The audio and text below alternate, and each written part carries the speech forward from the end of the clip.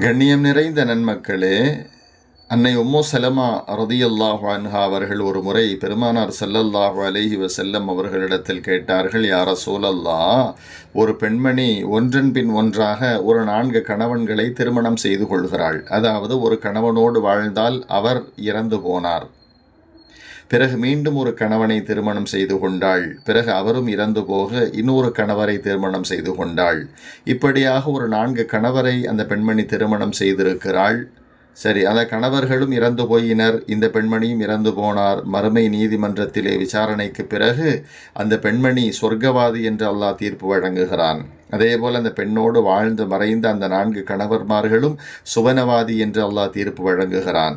இப்போ சொர்க்கத்தில் இவர்கள் வசிக்கும் பொழுது சுவனத்தில் ஒரு பெண்ணுக்கு ஒரு கணவன் தானே கிடைப்பான். இவ்வாறான சூழலில் இந்த 4 கணவன்மார்களோடு இந்த பெண்மணி மறுமையில் சுவனத்தில் இருக்கும் பொழுது அல்லாஹ் ஒருவரைத்தானே திருமணம் செய்து வைப்பான். இவளது நிலை மறுமையில் என்ன என்று ஸல்லல்லாஹு அலைஹி வஸல்லம் அவர்களிடத்தில் அன்னை உம்மு சலமா ரதியல்லாஹு அன்ஹா அவர்கள் கேட்டபோது, அப்போ ஸல்லல்லாஹு அலைஹி வஸல்லம் சொன்னாங்க, அல்லாஹு தஆலா அப்படியான பெண்களுக்கு விருப்பம் கொடுப்பான். அந்த பெண்ணினுடைய விருப்பத்தின்படி செயல்பட அல்லாஹ் அனுமதி கொடுப்பான்.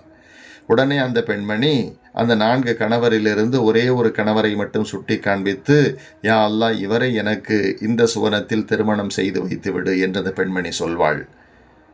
என்ன காரணம் என்றால் அந்த ஒரு கணவர் என்னிடத்தில் நற்குணத்தோடு நடந்து கொண்டார். அதாவது துனியாவுடைய வாழ்க்கையிலே அவர் நற்குணசீலராக இருந்தார்.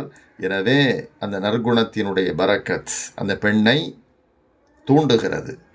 நற்குணசீலனாக ஒரு கணவன் துனியாவின் வாழ்க்கையில் நடந்து கொள்ளும் பொழுது மறுமையில் அப்படிப்பட்ட நற்குணசீலனை எனக்கு திருமணம் செய்து வை யா அல்லாஹ் என்று அந்த பெண் ரப்பிடத்தில் வேண்டுகிறாள்.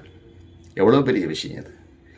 அதனால் கண்ணியத்திற்குரிய நல்லோர்களே, திருமணம் முடிக்கும் ஒவ்வொருவரும் நற்குணத்தோடு நடக்கணும். திருமணம் முடிக்கிறவங்கன்னு இல்லை, எல்லோருமே நற்குணத்தோடு நாம் நடந்து கொள்ளுதல் என்பது நம்முடைய தக்வாவுடைய மனைவி மறுமையில் சொர்க்கத்திலும் நமக்கு மனைவியாக கிடைப்பாள் என்பதை இதன் மூலமாக நாம் தெரிந்து கொள்ளலாம். அல்லாஹ் கிருபை செய்வானாக. ஆமீன் யா ரப்பல் ஆலமீன்.